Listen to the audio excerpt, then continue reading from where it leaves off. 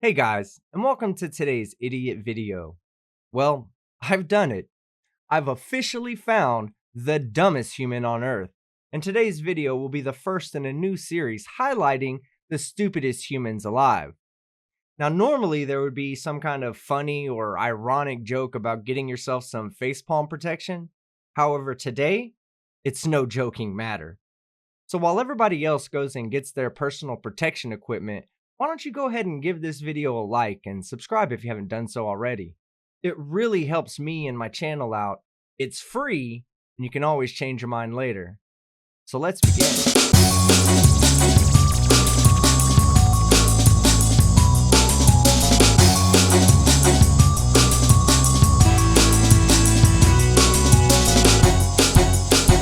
Hello everybody. This video is going to be about bad grammar by people that don't understand words. Spoiler alert! He's the jackass that doesn't understand words. For instance, mask is a noun. It is not a verb. Mask is a verb, you absolute numpty.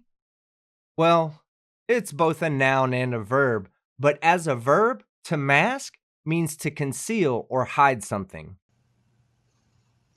Now,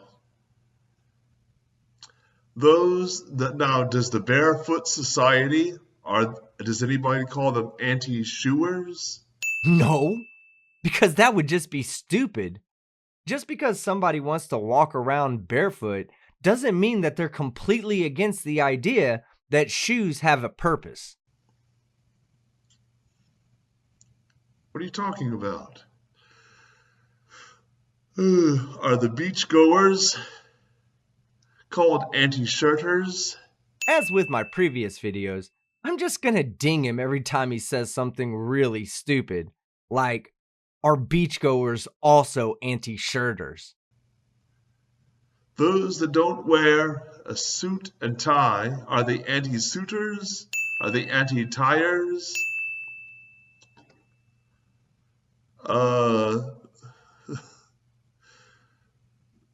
Those that don't wear hats are the anti-hatters? So those who don't wear masks they cannot be anti-maskers any more than those who don't wear a tie are anti-tires. Those that don't wear gloves, anti-glovers. I mean, and those that don't wear a beard or mustache, they're not anti-bearders or anti-mustachers. And anti-mustaching, it's not a verb. Yeah, no shit, Sherlock. Mustaching isn't a verb. But bearding, suiting, tying, shoeing, shirting, gloving, and yes, hatting are all verbs. So your point is invalid and stupid at best. You're not an anti-masker if you oppose coercion.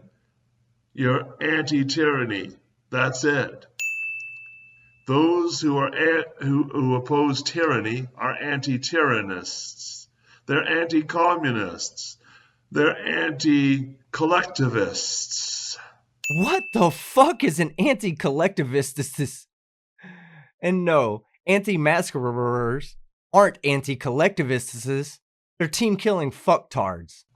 Because that's what communism, fascism, potentism, all the other far-left, extremist, total government, totalitarian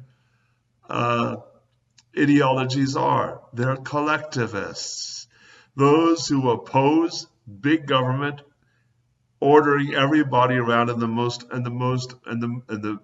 minute way, with this minutia of what people can and cannot wear are ordered to wear. They're not anti-nouners. Anti-nouners. Really.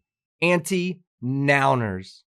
Either this is a level of genius that few people in the history of mankind have ever attained, or this is quite possibly the dumbest human on Earth.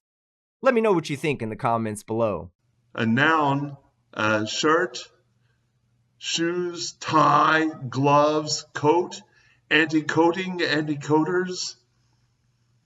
That makes no sense.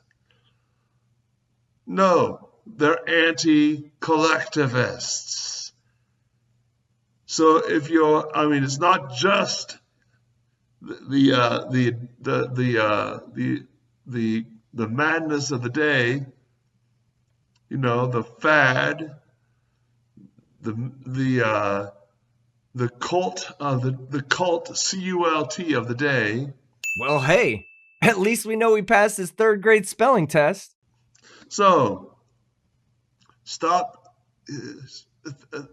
using this mindless non-word that's not a word. You can't Google something any more than you can Yahoo something, or any more than you can start page something. Start page, Google, Yahoo are nouns. They're not verbs. Hey Google, is Google a verb? According to Search Engine Watch, Gary Price reports that Google is now officially a verb in the Oxford English Dictionary. Well, there you have it. Google is a verb, and you're an idiot. You can web search. You can web search with Google. You can web search. You can do a web search with Yahoo. You can do a web search with Start Page or DuckDuckGo. You don't DuckDuckGo it. But it's not a verb. You can't verb something that's a noun. Wow, I did not realize this was going to turn into a How to English for Dummies video. Verbing, also something called antimeria, is when someone uses a noun in place of a verb, like book, truck, or turtle. For example, I booked a flight and then trucked myself to meet a man who turtled himself through grammar school. You can web search something with DuckDuckGo, just like you can web search something with Google, but you can't Google it any more than you can DuckDuckGo it, any more than you can Start Page it, or any other thing, or it used to be Ask. So it used to be something else, but now it's called ask.com. You can ask it because that is a verb. Ask is a verb. Google is not a verb. Yes, it is. But you can't Google anything. You can't DuckDuckGo something. You can't, there's other ones too. You can't Start Page something. You can ask something. But that's not, even though there's a search engine by the same name as the verb to ask, you can ask something because that is a verb. And it's been a verb long before the internet or anything was even conceived of.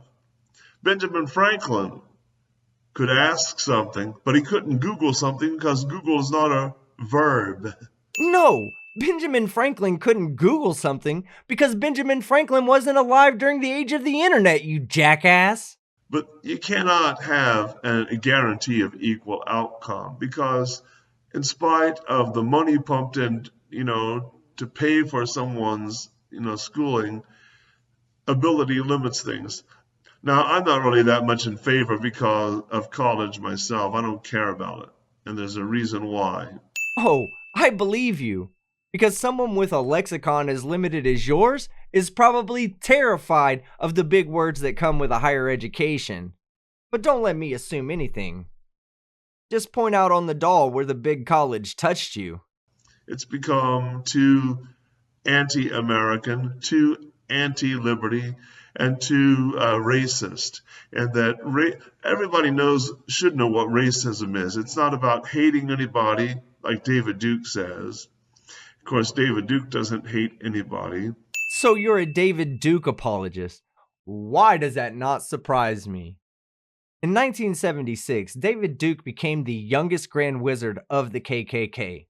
So yeah, David Duke hates people. So knock it off, get back to the scientific method, and stop this obsession with pseudoscience. The same thing with Scientology. Now they're scientisms. And now it's the Church of Scientism. There's no Scientology left anymore. David Miscavige, Tom Cruise are no longer Scientologists. They are scientisms.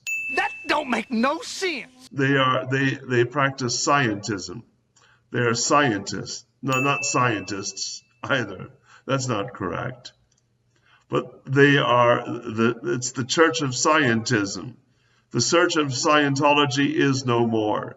David Miscavige is a member of the Church of Scientism. Wrong again, jackass. David Miscavige is the head of the church, not search, of Scientology. But since Scientology, or what they call Scientology today, Tom Cruise has now completely invalidated his Matt Lauer interviewed. Tom Cruise is now a psychiatric, he's an apologist for psychiatry. He supports brain-damaging lobotomies of psychiatry, such as mask wearing, that commits oxygen deprivation lobotomy. Oh, now I get it. You think that by wearing a mask, you're inducing hypoxic lobotomy. Well, maybe somebody should go around and tell all the surgeons who wear masks for hours at a time during surgery that they're essentially lobotomizing themselves. Okay, so I think this is going to be where we end the video today. Einstein over here doesn't have the slightest grasp of the English language, and yet for some odd reason still thinks he's an expert in the medical dangers of wearing a mask. He's an idiot. Alright guys, thanks for sticking around until the end of the video. If you found this video interesting or entertaining, give it a thumbs up, leave a comment below, and subscribe if you haven't done so already. And a massive shout out to all of my channel members and patrons whose support helps me keep doing what I love to do. Calling out idiots on the internet. I'm Team Skeptic, and I'm out.